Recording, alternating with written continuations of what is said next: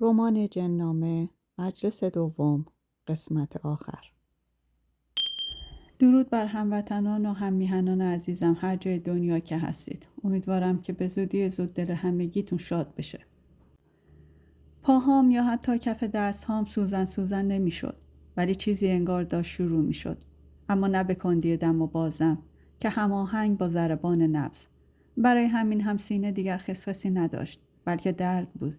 انگار سینه نه قفسه که قفس باشد و دنده ها بخواهند از هم باز شوند، آنقدر که می ترسیدم همین حالا بشکنند و آن مه حتما سیاه و غلیظ و چسبنده از میان ترک ها به بیرون نشت کند و بعد همینطور معلق جلوی صورتم بماند. برای همین باید ذکری داشت، خفی یا جلی، تا قالبی پیدا کند، تا اصلا به مجرد بروز یا ظهور شکلی بگیرد. غلطی زدم، یا شاید دست و پایی تکان دادم که غور حسنمان در آمد. بگیر بخواب دیگه. از جاییم صدای مناجات کسی می آمد، به صوت خوش. برخیز که عاشقان به شب راز کنند، گرد در و بام دوست پرواز کنند. بعد دیگر حسابی دو پام را در بغل گرفتم. خود به خود شاید هم گلوله شده بودم. از جایی بوی تند کافور می آمد. شاید هم چون به فکر مرد شوی خانه افتاده بودم بوش را می شنیدم. همین بوی تندی که انگار به خورد متقال کفنها رفته است. صدای قشقش خنده عروسم بانو را هم شنیدم. ما حالا درست پشت کنگره های لبه پشت بام بود. بوی نوره هم آمد. نه، داشتم بر لزج آن راهروی تاریک و باریک می رفتم. دست به دیوار طرف چپ. طرف راست جلوی هر اتاقک پرده آویخته بود. هر کدام یک چراغ موشی داشتند. حسنمان گفت چرا نمیذاری بخوابم؟ داد زد. آهسته گفتم دارد شروع می شود. گفت چی؟ گفتم همان. حالا دیگر راحت می توانستم گلوله بشوم یا بپیچم یا دستهای مش شدم را توی گودی شکمم فرو کنم و سرم را هی به چپ و راست بپیچانم. گفت چیزی نیست، خواب می دیدی حتما. شاید هم دست بر سرم کشید یا شانه هایم را مالید. آن مه غلیظ را تنها در هوای شرجی یا دمدمهای صبحهای سرد زمستانی می شد دید. حالا دیگر مثل درد دندان سینم زغزغ می کرد. مه رگه های سرخ هم داشت. گفت تقصیر خودته، ولش کن. باز هم چیزهایی گفت. دست بر پیشانیم می کشید. بعد هم شانه هایم را می مالید. می گفت از چی می ترسی؟ فقط 2 تجریدی داری. ما حالا درست بالای سرم بود. بدر نبود. صدای غارغاری هم می آمد. گفت بگی بخواب. بعد هم صدای خورخورش بلند شد. بعدها حتی باور نمی کرد که همانطور شده بودم که می شوم. مادر می گوید به من رفته. صبح نه از حرم آفتاب که از تق تق چیزی بیدار شدم. حسن ما نبود. حتی جایش را جمع کرده بود. عروسم بانو گفت ساعت خواب. توی اتاقشان نشسته بود و کتاب می خواند. سماور مادر هنوز روشن بود. داداش حسن وردست پدر شده بود. اختر داشت با آفتابه آب بر خشت و ساروج بارون می ریخت. مادر گفت بیا اول یه چیزی بخور. توی حیاط دردانه و اقدس داشتن محمد حسین را راه می بردن. بعد گفت امشب خونه خاله شازده مهمانی. گفتم من درس دارم. گفت تو که مادر نمی خوانی. گفتم کجا بخوانم؟ وقتی کتاب و دفترم را از تاقچه برداشتم گفت نه، اول برو 1-2 ناوه کمک داداشت بکن. داداش حسن گفت اگه خواستی میتونی بری توی اتاق من، درش بازه. پدر بر 4 پایه نشسته بود و سیگار میکشید. تیشه را برداشتم. گفت تو این طرف را بکن. حالا دیگر خوب خیس خورده. اگر تا عمق زغالدانی میکندیم خودش 1 متری میشد. گفتم بابا تاقش نریزه. گفت تو کارتو بکن. اونهایی که اینجا رو ساختن فکر اینشم کردن. مثل سنگ بود. 2 دستی تیشه میزدم و بعد با 1 دست. انگار بارو تیشه را پس میزد. پدر گفت بده به من. بعد هم یادم داد که چطور بکنم. سر حال بود. نوبت به نوبت میکندیم. داداش حسن با ماله خاک توی ناوهش میریخت. پر که میشد پدر میگذاشت روی سرش. نخواست که من هم ببرم. رسیده بودیم به بالای زغالدانی که صدای تقه آمد. صدای خمره یا سفال نبود. صدای آهن میداد. راحت کنده میشد. اختر بی خود رفته بود که باز آب بیاورد. پدر گفت بده به من ببینم. بعد هم به حسنمان گفت حالا دیگه نمیخواد خاک ببری. داشت با نوک تیشه دیوار را میخراشید. یک ورقه آهن بود. گفت اون در رو ببند. چفت در را هم انداختم. حالا داشت با قلم و چکش دور تا دور ورقه آهنی را در می آورد. راحت کنده می شد. سنگ و ریگ هم داشت. اختر به در می زد. پدر داد زد تو دیگه نمیخواد کمک کنی. برو مواظب بچه ها باش نیفتن تو چاه. یک صندوق آهنی سبز کمرنگ بود. چفت و ریزه داشت. و یک قفل فولادی زرد رنگ هم از ریزش آویزان بود. گذاشتش روی 4 پایه. اول با دست رویش را پاک کرد.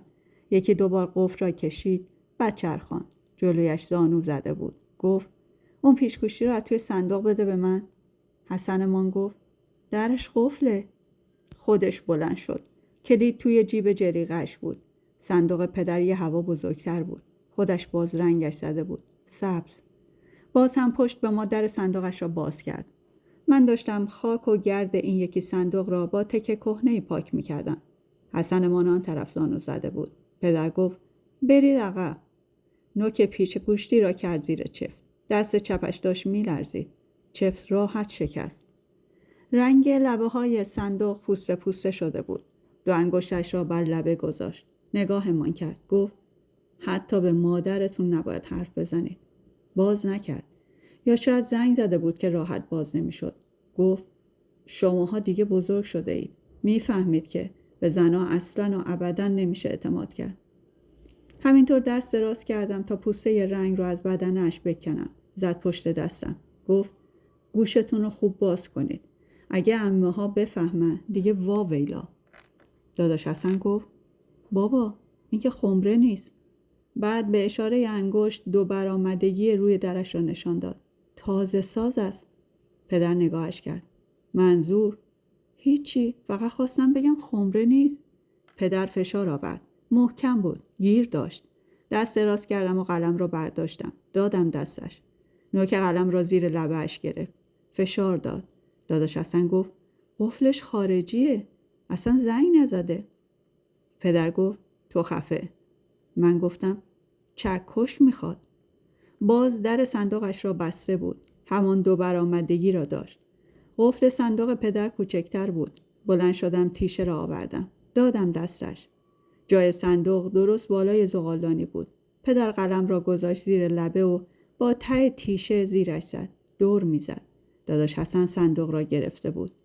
بعد تا پدر بیاید قلم و تیشه را زمین بگذارد در صندوق را راحت باز کرد. کتاب بود. کنار هم چیده. پدر اول یکی را برداشت.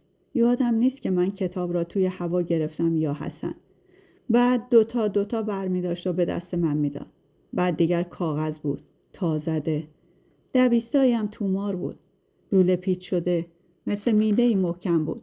نخی هم دورشان پیچیده شده بود. ته صندوق هم کاغذ پاکت گذاشته بودن. ورقه ته صندوق نو بود. برق میزد. تومارها سنگین بود. داداش حسن گفت. پدر یکی را گرفت، نخش را پاره کرد و بازش کرد. وسطش یک نی بود. بقیهش را هم نگاه کرد از هر 2 طرف. داداش حسن گفت من که گفتم. تای یکی از کاغذها را هم باز کرد. 8 یا حتی شاید 16 تا خورده بود. قد یک سفره بود. داداش حسن گفت سکه های طلا را معمولا توی خمره می ریختن. پدر کتابی را هم برداشت. جلد چرمی بود. ورق زد. جلدش را شکست. به شیرازه بندیش نگاه کرد. گفتم بابا پارشون نکن حیفن. داشتم کاغذ را باز مثل اولش تا می زدم. یکی دیگر برداشت. انگار میخواست از وسط 2 نیمه‌اش کند. یا همانطور که قند می شکست لبه‌اش را بپراند. گفتم بابا فقط کتابه و کاغذ. چیزی توشون نیست. با پشت دست زد توی صورتم. تو دیگه خفه شو. انقدر بلند حرف نزن. تای یک کاغذ دیگر را باز می کرد. نشد. جر خورد. تای آخرش را که باز کرد سر کاغذ به زمین رسید. همه اش نوشته بود. به خط ریز. عنوانها گاهی به جوهر قرمز بود. به در زدن. مادر بود. داشت در را تکان تکان می داد. چرا این در را بسته اید؟ به پدر نگاه کردم. حسنمان داشت تومار را گرد نی می پیچاند. پدر دست توی جیب جلیقه‌اش داشت. قوطی سیگارش را درآورد. پرسیدم باز کنم بابا؟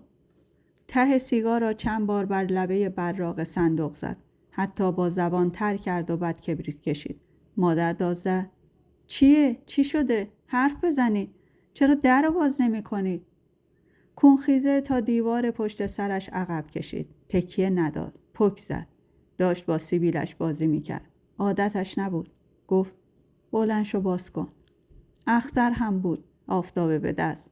نگذاشتم بیاید تو. پدر گفت خب حالا ببندش. مادر نشست. چند کتابی برداشت. جلد چرمی بود. خطی بود. سر و ته گرفته بود. باز به صندوق نگاه کرد.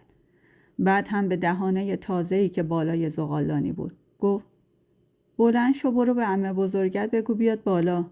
پدر گفت به اونا چه ربطی داره؟ همین حالا بذار ببینن وگرنه همشون خیال میکنن حتما چیزی بوده. پدر دیگر دو زانو نشسته بود و سیگار داشت. میان دو انگشتش دود میکرد. مادر به داداش حسن گفت برو آهسته به عمه بزرگت بگو بیاد بالا. بگو بابام کارتون داره. پدر چشم بسته بود. کمر خاکستر سیگارش داشت میشکست. پرسیدم بذارم سر جاشون؟ هیچ کدام جواب ندادند. باز پرسیدم. پدر چانه‌اش را بر همان دستی گذاشت که آتش سیگار داشت به انگشت‌هایش می‌رسید. عمه وقتی دید به گریه افتاد. دیگر فق نمی کرد. بالاخره هم در آغوش داداش حسن از حال رفت. من هم کمک کردم تا توی درگاهی صندوقخانه بنشیند. حقش که بلند شد خیالمان راحت شد. سر به این سو آن سو تکان میداد و اشک از لابلای موجه‌های واسوخته‌اش می‌جوشید. وای وای. پدر بالاخره سر برداشت. مال حسینه؟ ته سیگارش رو انداخته بود. عمه بزرگ باز وای وای کرد. پدر داد زد. پرسیدم مال حسینه؟ نفس عمه دیگر بالا نیامد. سینه‌اش به خسخس افتاده بود. یله شد. این بار خود پدر گرفتش. کاهگل نمزده به هوشش نیاورد. مادر اختر را فرستاد تا از عروس عمه سغرا سرکه بگیرد. کنزالحسینی بود و یکیش هم مرآت الخیال. مادر گفت چیه؟ چرا عزا گرفته اید؟ کتابها را دسته می کرد و توی صندوق می ریخت. زیاد آمد. تازه برای تومارها و آن همه کاغذهای تازه جا نبود. بعد پدر گفت اقلا بذار بچه ها یکیش را ببینن. چاپی هم داشت. نه مثل کتابهای ما. انتهای هر خط کم کم رو به بالا انحنا پیدا می کرد و بالاخره روی خودش خم می شد. حاشیه هم داشت. اما ریزتر. همانطور که بر حاشیه پرده های قلم کار بوت جقه می زنن. پدر گفت بده دست داداشت ببینم چی هست. دادم. داداش حسن ورق زد. نگاه کرد یا نکرد. نفهمیدم. گفت نمیتونم. پدر نعره زد.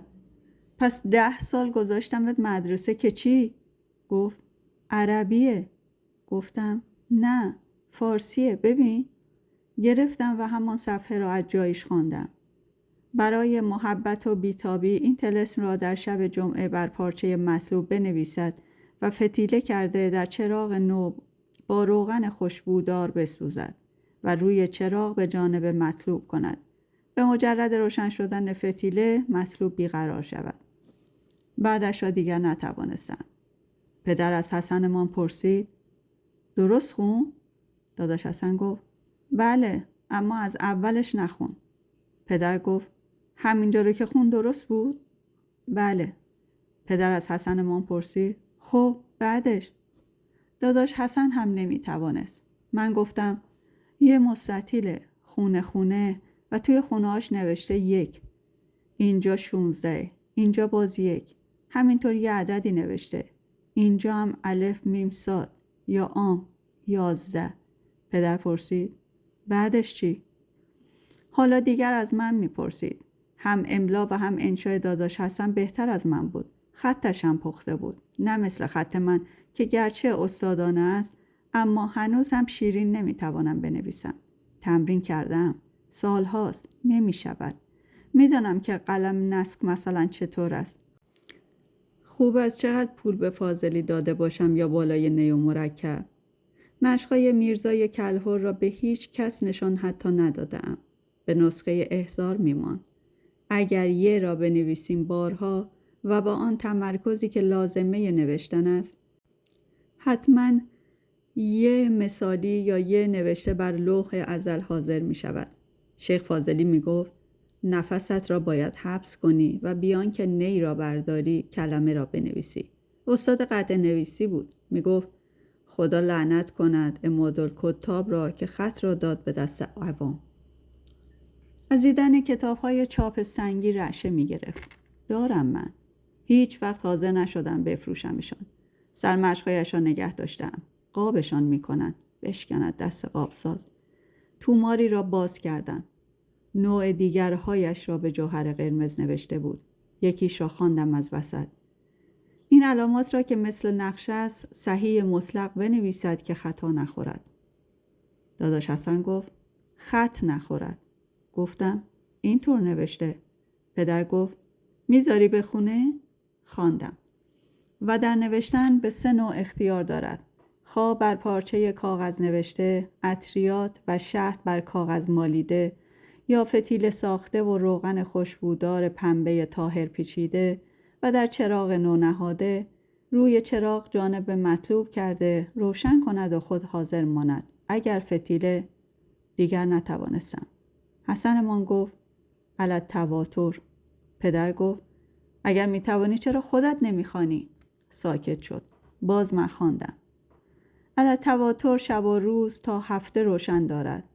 مطلوب بیقرار شده بیاید و ترکیب دوم این که بر شانه گوسفند نوشته شهد مالد زیر آتش دفع کند و آتش هر وقت بماند مطلوب بیقرار گردد و ترکیب سوم این که در سفال آب ندیده بنویسد و زیر آتش بدارد مطلوب بیقرار شود. این عمل از طوفان است و نقش این است. دیگر حسنمان هم نمیتوانست. مربع مستطیل بود.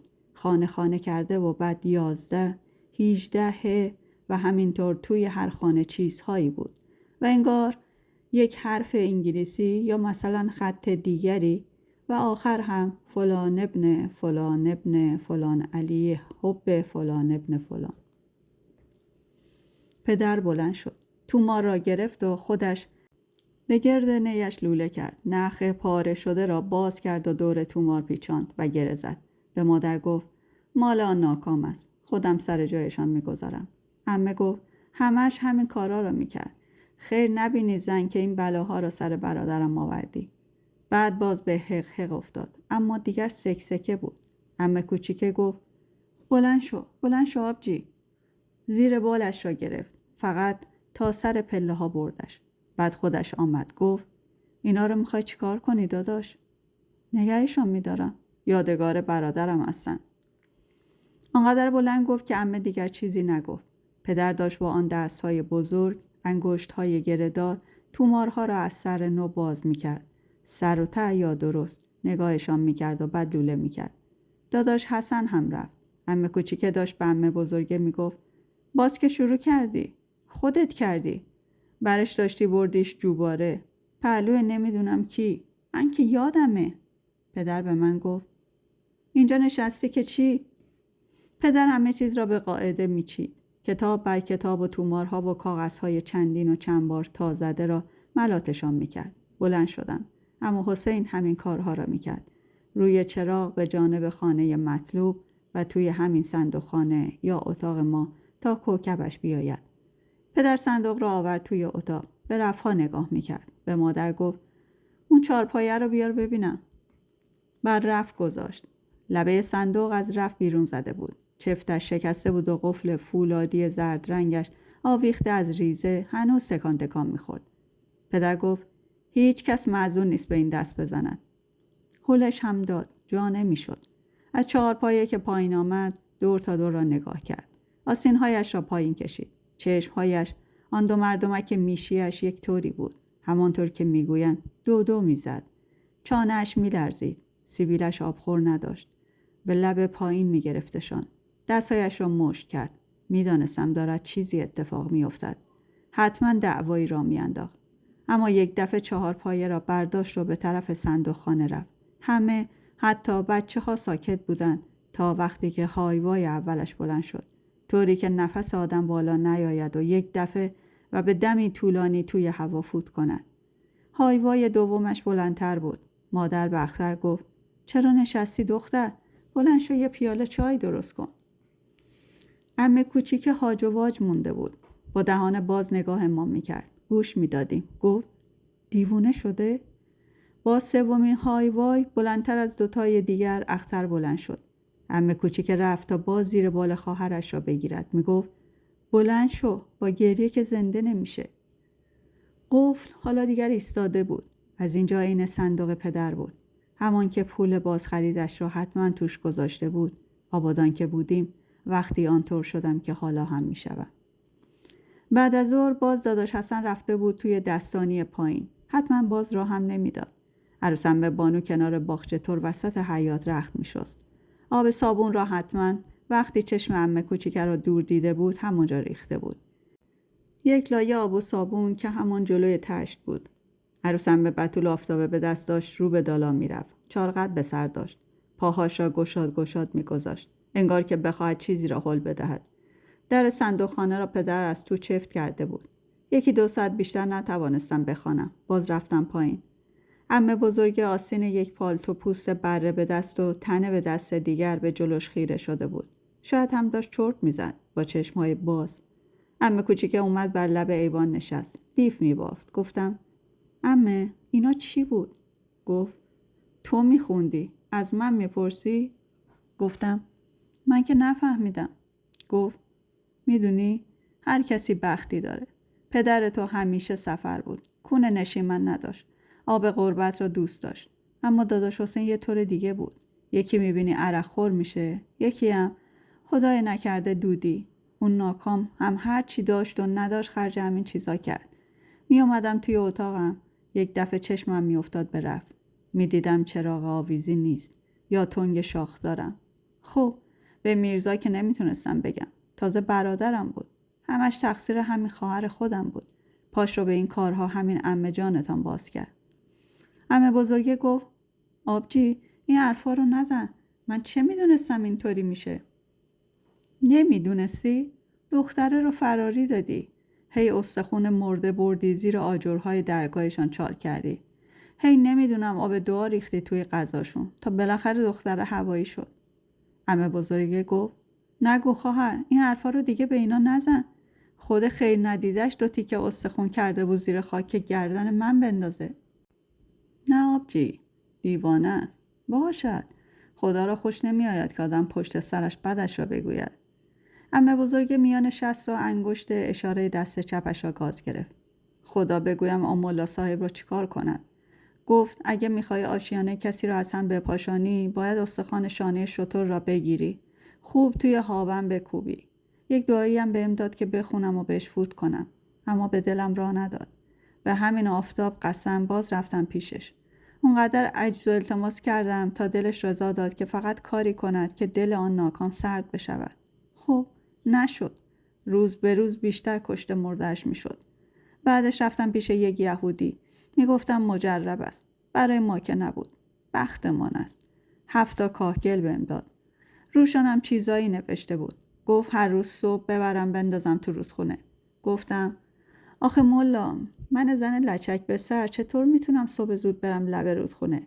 گفت: زن حسابی، باید بندازی تو دریا. حالا اینجا دریا نیست. گفتم بنداز تو رودخونه.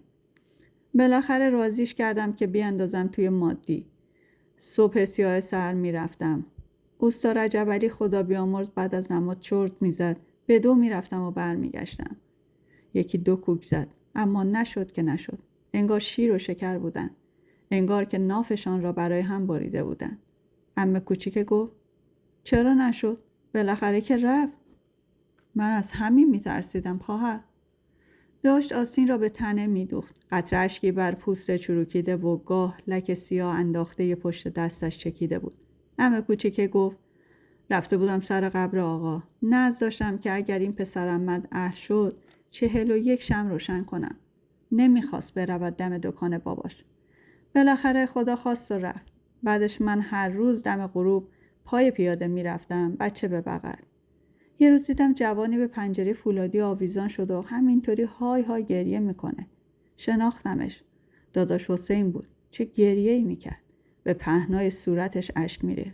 هی هم شمع عجیب پالتوش در می آورد و روشن میکرد. پنجره رو طوری تکان میداد که همه قفلای ریز و درشت پنجره فولادی تکان میخورد. تا کی منتظر شدم بلکه برود. نرفت. حالا دختر عمه‌ات هم نحس شده بود و گریه میکرد. بالاخره رفتم اون طرف و یه جای شمع آن شبم رو روشن کردم. از اون طرف که نگاهش کردم دلم براش کباب شد. صورتش گر گرفته بود. خیس خیس بود. اشک از دو نوک سیبیل مردانش میچکید. یه چیزی هم میگفت. هرچی هم پشت سریا میخواستند بکشنش عقب تا آنها هم به فیض برسند حریفش نمیشدن. پنجره رو تکون تکون میداد و هی یه چیزی میگفت. من که نشنیدم. همونجا نذر کردم که اگه کوکب برگرد از سر خون زندگیش 7 هفته آش نظری بپزم بدم به زوار اونجا. خدا نخواست. بعد هم که دیگر غیبش زد. یک دفعه بلند شد. گفت دارد غروب می شود. بلندشم یه چیزی بار بذارم. و الا میرزا امشب دودمانم رو به باد میداد. عروسم بانو با سر باز و موهای شلار ریخته بر شانه ها باز داشت کتابش را میخواند. اما حسین ناکام توی آن زمستان سرد حتما می نشسته توی صندوق خانه و چراغ نو را حتما هم هر شب یک چراغ رو به خانه مطلوب می گذاشته. نشستم کنار عمه بزرگه. پرسیدم آخرش معلوم شد کوکب کجا رفته؟ داشت چرت می زد. یه چیزی گفت. انگار که گفت چرا؟ شایدم چی؟ گفتم پیداش کرد؟ چند تا کوک زد. گفت نه عمه. آخرش خودم پیداش کردم. اونم کی؟ وقتی دیگه فایده نداشت. کی؟ همین چند سال پیش. شنیدم دیوان خانه است. رفتم دیدنش که الهی پام می شکست. یکی از پیرنای خودم رو بردم براش با یه شلوار دبیت مشکی. نو بود. یه جفت ملکی هم براش خریدم. بالاخره شناختم. حالا دیگر رو نشان نمی دهد. اصلا مرا که می بیند باز می زند به کلش. گفتم بازم می روی سراغش؟ گفت بعضی وقتا همون پشت در می ایستم و از دور نگاهش می کنم. بعد گفت که چطور دیوانه ها به چشمش تف انداختن و گفت یه سالی میشه که ندیدمش. گفتم شاید توی حیات نباشد. گفت هست. خدا نخواهد که بمیرد. من هر شب توی آه شب از خدا میخواهم که هرچه عمر من است بدهد به او. تون تون کوک میزد. با آن دست پیر و باد کرده شکمش نفخ داشت. نگاهم کرد. پوست پشت لبش میپرید. به نوک زبان قطره اشک کنار لبش را مکید. تا من زنده‌ام نمیمیرد. بعد که من رفتم دیگر خدا هرچه بخواهد همان است. انگشت اشاره دست چپش را به لب مکید. مادر برای چای صدام زد. آهسته گفت پیله نکن مادر. پدر توی اتاق نشسته بود. پشت به یک متکا. چای میخورد. او هم نمیخواست به خانه خاله برود. حالا اگر رأیم عوض میشد شکش میبرد. شاید هم به خاطر آبروی ما بود. عروس عمه داشت اذیت میکرد. عمه بزرگه میگفت عروس باز که پا بیرون پیدا کردی.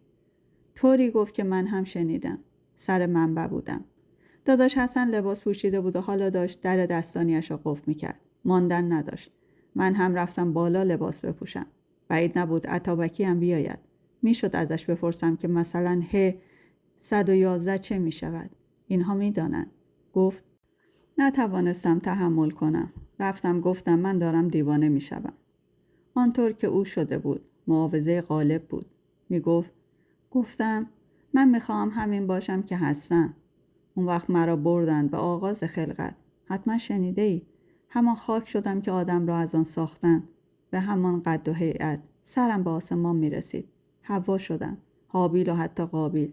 همینطور آمدم به جلو. قالب به قالب. تا رسیدم به همین قالب که حالا دارم. فرمودن حالا برو فقیر. حیف که آدم قانعی هستی.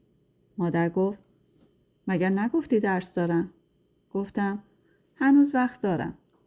پدر لباس پوشیده بود که برود بیرون. توی دالان دیدم آفتابه به دست. گفت تو نمیخواد بری.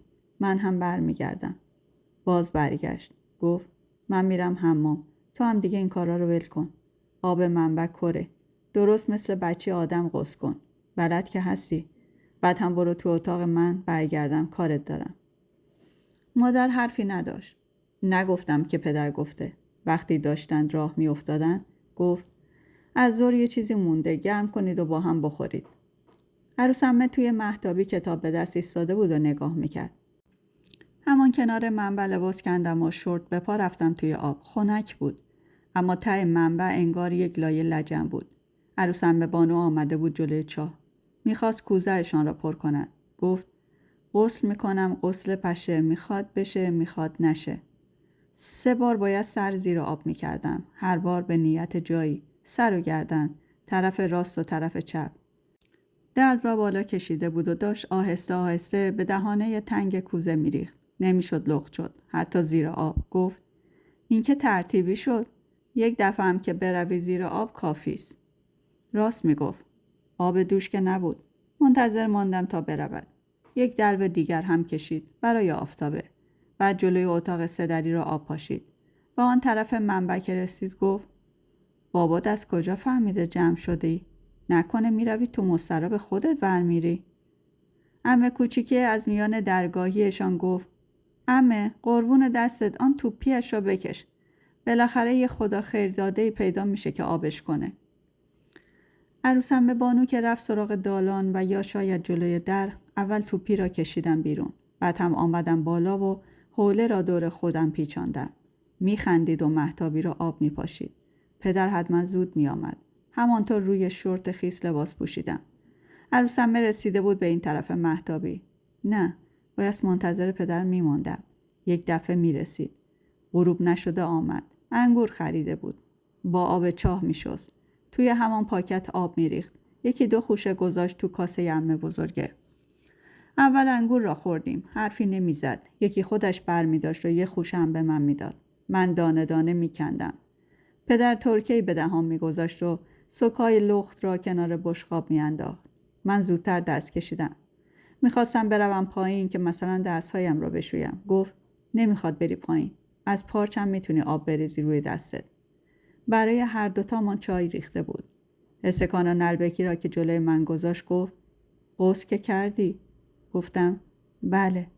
گفت دست ناپاک نباید به این چیزا بخوره. برای خودش یک چای دیگر هم ریخت. گفت بلند شو، بیارش پایین. میدانستم که میگوید براش خواندم، ورق به ورق. کاغذهای تا زده مستطیل یا مربع را پهن قالی میکردم. نقش‌هایم داشتند.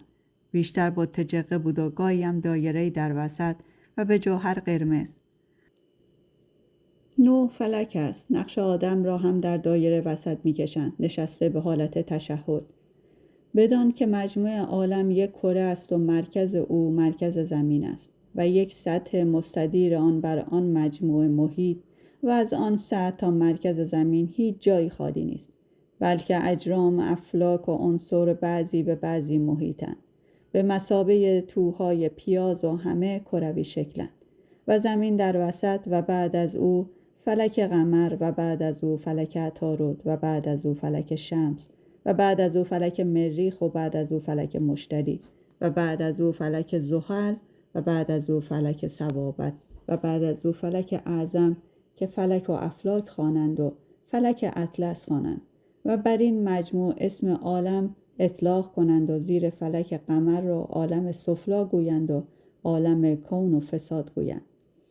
آدم نشسته میان آن افلاک تو در تو، اما حسین ناکام نبود، نیمه عریان بود.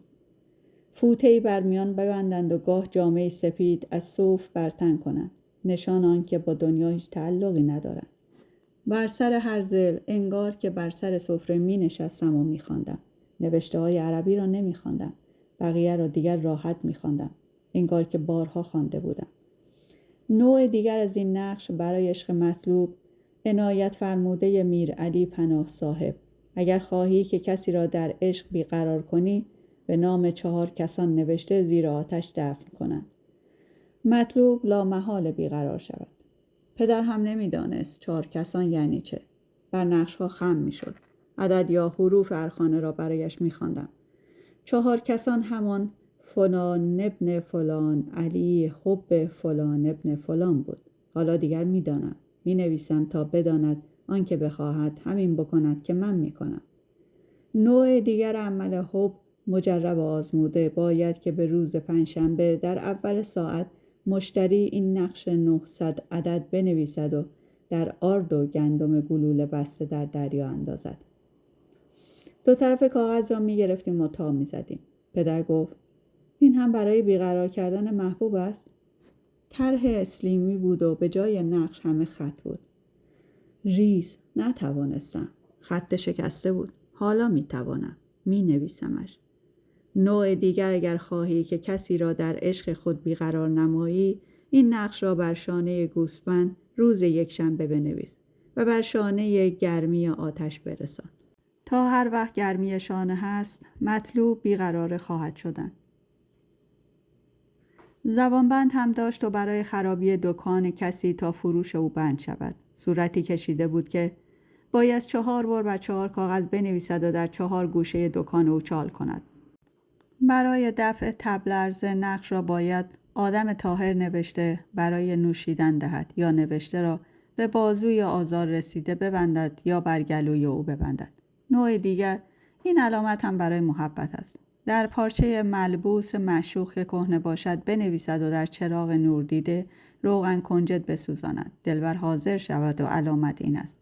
آداب چله نشینی را هم خواندم. پدر سیگار 5 یا حتی 6 بود. سماور را خودش آب کرد. گفت این را دوباره بخوان. شام که می‌خوردیم گفت نمی‌خواد به مادرت حرفی بزنی. بعد از شام هم تسخیر شمس را برایش خواندم. حالا دیگر داشت کتاب‌ها را توی صندوق می‌گذاشت و باز تومارها و کاغذهای تازه را ملاتشان می‌کرد. آخرین کتاب را داشتم ورق می‌زدم. پدر به چفت شکسته برمی‌رفت. به صندوق خانه رفت. می‌دانستم که چه خواهد کرد. پولهایش را کجا می‌خواست بگذارد؟ با صندوق خودش برگشت. خالیش کرده بود. حسابی جا داشت. کتاب‌ها را من یکی یکی به دستش می‌دادم. میچید. درش راحت بسته شد. قفل کرد. گفت بیا خودت بذار اون بالا. از 4 بالا رفتم و صندوق پدر را گذاشتم بالای رف. عروس عمه بانو داشت پشه بندشان را میزد. آن طرف پشه بند غذا میخوردن. به سرم تقی نیامده بود. اوستای عدالله داشت منبع را پر میکرد. به عمه کوچیک گفت این دفعه هم باز من شستم. باز هم من دارم آبش میکنم. عروس عمه بتول توی آشپزخانه حتما داشت خاکستر را از روی دیگشان کنار میزد. عمه کوچیک گفت مفت چنگ خودت مشهدی. دسته در را به یک دست میگرفت و به دست دیگر سرازیرش میکرد توی منبع. وقتی برمیگشتم عروس عمه بانو روی پله‌های دالان نشسته بود. چراغ مشی را گرفت. گفت حالا دیگه چرا اخم کردی؟ آهسته گفتم امشب بابام توی مهتابی میخوابه. به خرجش نمیرفت. پوست آدم مورمور میشود انگار که سردش شده باشد. مثل پوست کف دست که بخارد و آدم حتی توی خواب میخواهد بر سنگی بکشد. میداند خواب است اما باز دست دراز میکند. گفت ترسو. از کنارش رد شدم. از توی همان راه پله ها سرک کشیدم. پدر هنوز به مهتابی نیامده بود. بوی کاهگل میآمد. به دیوار هم آب پاشیده بود. گفتم من خودم می آوردم بابا. پام را ول کرد. پدر توی ایوان پسر عمه رضا اینا نشسته بود. کنار عمه. بقیه داشتن شام میخوردن. سهم عمه را حتما توی کاسه اش ریخته بودن. داشت چرت میزد. پدر داشت باز سیگار میکشید. رخت خوابش را خودش توی مهتابی پهن کرده بود. از کوزه آبش فهمیدم. ریگش را هم گذاشته بود درش. همون ریگ آبادان بود. رفتم توی اتاق. در صندوق خانه را باز گذاشته بود. سماور خاموش بود. نتوانستم بخوانم. پام سوزن سوزن میشد. اما میدانستم که نمیخواهد شروع بشود. به صندوق پدر نگاه میکردم. 4 هنوز هم آنجا بود. پدر میگفت تا این وقت شب در دکان میماند که چی؟ عمه بزرگه گفت نمیدونم والا. خب دلخوشی ندارد خواهر. باز ساکت ماندن. میرزا نصرالله میگفت میرزا محمود بفرمایید. سیرم والا تعارف نمی کنم. عمه بزرگه گفت من که میگویم آن ناکام بر میگردد و الا اگر نمیخواست برگردد که کتابهایش را چال نمیکرد. عمه کوچیک از همان توی اتاق گفت من که میگم حتما یه چیزای دیگری هم هست. شاید توی همون اتاق خودش توی دیواری جایی قایم کرده. عمه بزرگه گفت مگه دیگه چیزی داشت؟ عمه کوچیکه گفت همش توی این فکرم چرا اینا رو نذاش پهلوی من. گیرم هم که میترسیده. میتونست ببره یه جای دیگه. عمه بزرگه گفت برمیگرده. مطمئنم. باز فخفخش بلند شد. میگفت خدا بگویم زن چی کارت کند. دیگر داشت خوابم میبرد که پدر آمد بالا. از توی جیب جلیقش کلید را بیرون آورد. انداخت جلوی من. بیا، باشه پیش خودت. کلید صندوق بود. وضو گرفته بود. گفت به کسی هم نگو که پهلوی توه. صندوقچه دیگر مال من بود. مال من شده است. تنها چیزی است که نه از پدر که از عمو حسین به من رسیده.